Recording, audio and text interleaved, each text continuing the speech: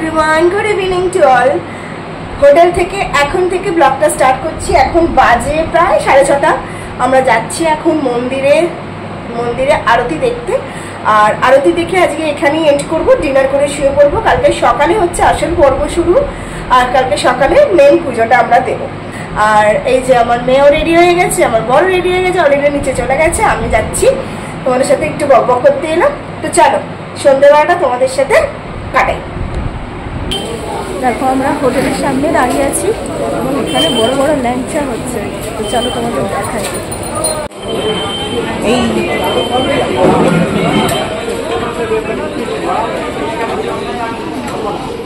দামগুলো ফেলে দেওয়া হয়েছে। এটা হচ্ছে আমাদের হোটেল। আমার শ্বশুরমশাই বেরোচ্ছে। কোথায় গেল ও? কোথায় গেল? হ্যাঁ, এখানে দর্শনার্থীরা আছে। মন্দিরের পথে যেতে যেতে আমার একটা জিনিস দেখতে খুব ভালো লাগে, এই পদ্ম ফুলের মেলা। চারিদিকে কত পদ্ম ফুলের মোটা মোটা মালা, জবার মালা, এগুলো দেখতে আমার সত্যি ভীষণ ভালো লাগে। এইসব দেখতে দেখতে চলে এলো মায়ের মন্দির। একদম চলে এসেছি মায়ের মন্দিরের কাছে। মায়ের মন্দিরের মধ্যে এবার ঢুকে দেখলাম মায়ের মন্দিরে একটা অংশে একটু কাজ হচ্ছে, হয়তো একটা মন্দিরকে খুব সুন্দরভাবে বানাচ্ছে। আগের বছরও এটা কিন্তু আমাদের চোখে পড়েনি। তো চলো এবার মায়ের আরতি দেখার পালা। কিন্তু ভেতরে ঢুকে দেখি সেভাবে এখনো আরতি শুরু হয়ে ওঠেনি। আর একদম ভেতরে যে গিয়ে আরতি দেখবো সেই সৌভাগ্য এখনো হয়ে ওঠেনি, কারণ ভেতরে প্রচন্ড ভিড় থাকে। আর আমরা যেহেতু শ্রাবণ মাসে গেছি, বলারই কথা না। তো দেখো দেখতে দেখতে শুরু হয়ে গেছে আরতি।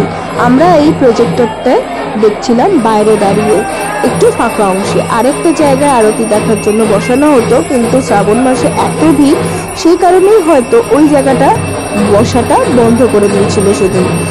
তো আরতি শুরু হয়ে গেছে মায়ের। তোমরা একটু আরতিটা দর্শন করো।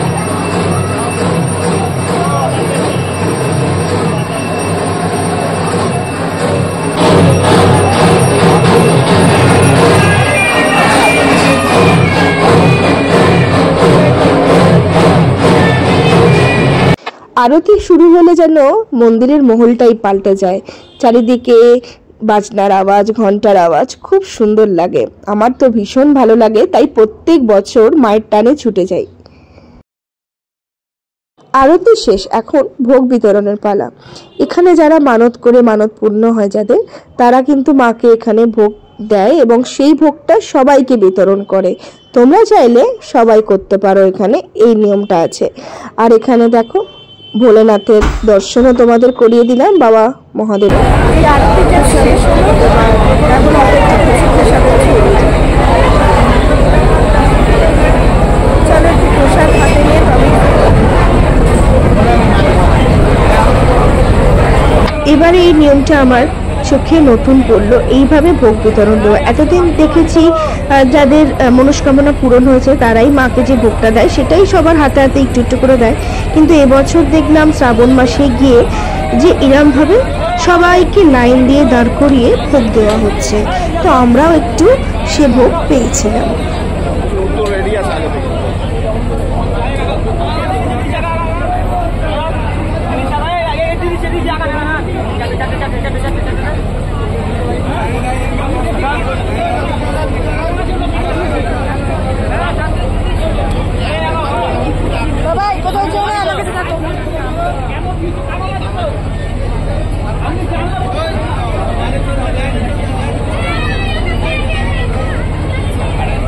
এখানে যে লাইনটা দেখতে পাচ্ছ, এই লাইনটা হচ্ছে পুজো দেওয়ার লাইন। আরতি হলে ততক্ষণ এই লাইনটা একটু দাঁড়িয়ে থাকে, তারপর আবার আরতির পর এই লাইনটা আবার চলতে শুরু করে, মায়ের পুজো আবার শুরু হয়, মানে পুজো দেওয়া আবার শুরু হয়।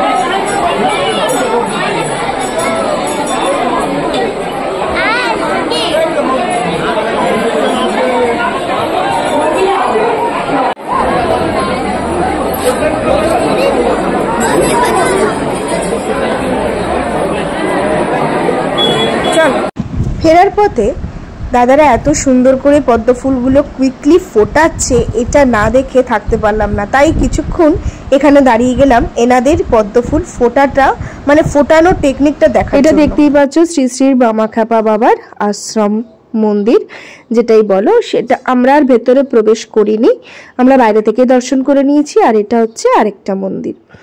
যারা তারাপীঠ গেছো তারা তো দুটো মন্দির দর্শন করেইছো, আবার তোমাদের একবার করিয়ে দিলাম।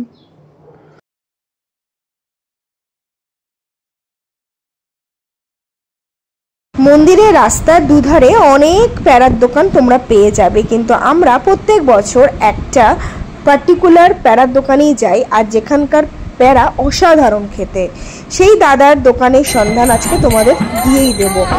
আর আরেকটা কথা হচ্ছে, এনার দোকান আগে খুবই ছোট ছিল, এখন অনেকটা বড় হয়ে গেছে।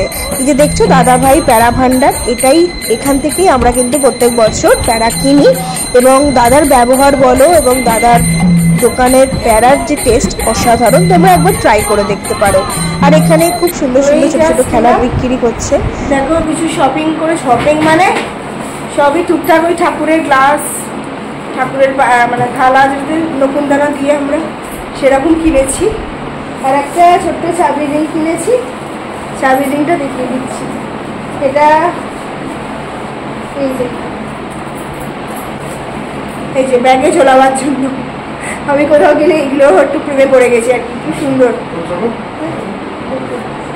আর টুকটাক কিছু খেলনা, ব্যাস একটা খেলনা, একটা পুতুল, ব্যাস আর কিছু না।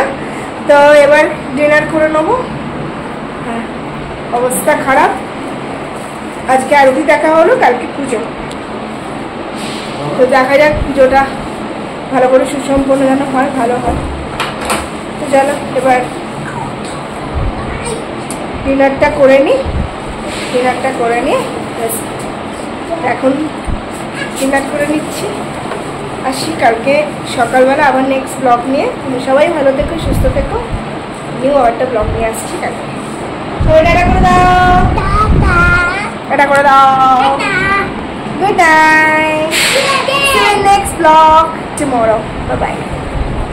শুভ সকাল বন্ধুরা, আবার একটা নতুন সকাল নিয়ে তোমাদের সামনে হাজির হলাম। দেখতেই পাচ্ছ অলরেডি আমরা সবাই রেডি হয়ে গেছি, আর এখানে পান্ডা দাদার যে ঘর সেখানে এসে আমরা জুতো ছাড়তে এসেছি মায়ের মন্দিরে যাব বলে।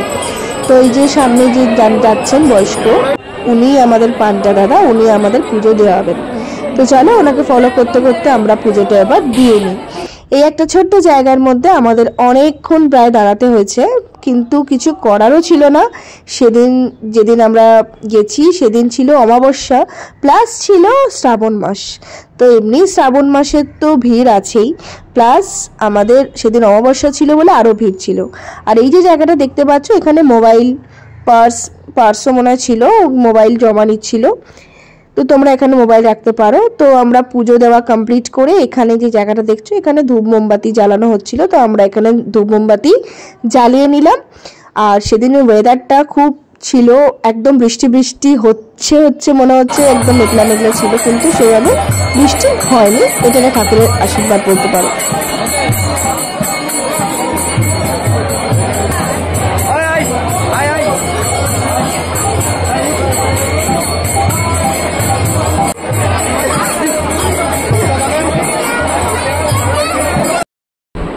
এই জাস্ট পুজো শেষ হলো, প্রচণ্ড ভিড় ছিল, কারণ আজকে অমাবস্যা ছিল, প্রচণ্ড ভিড় ছিল। আজকে যাই হবে, পুজো শেষ হলে জাস্ট এলাম, এখন একটু ব্রেকফাস্ট করি। ভেবেছিলাম বক্রেশ্বর বা একটু সাইট সিন করবো তারাপীঠে, কিন্তু বৃষ্টি হচ্ছে, বেরোনো যাবে না, তো সকাল থেকে সেভাবে কথা বলতে পারিনি। এই এখন এলাম, কারণ তাড়াহুড়ো থাকে একটা বেরোনোর।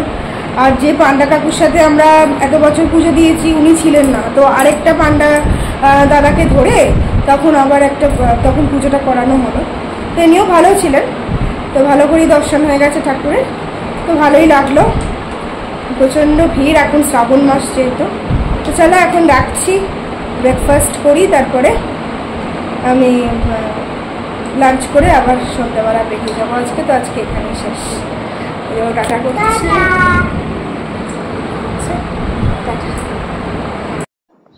তো তো আজকে এখানে ব্লগটা এন্ড করছি, আসছি নিউ ব্লগ নিয়ে তোমাদের জন্য। এবার আসছি বন্দে ভারতে ফেরার যে ব্লগটা সেটা নিয়ে, আর এটা হচ্ছে মায়ের মন্দিরের আদলে তৈরি রামপুরহাট স্টেশন। তো খুব শিগগিরই দেখা হচ্ছে, সবাই ভালো থেকো, সুস্থ থেকো, বাই বাই।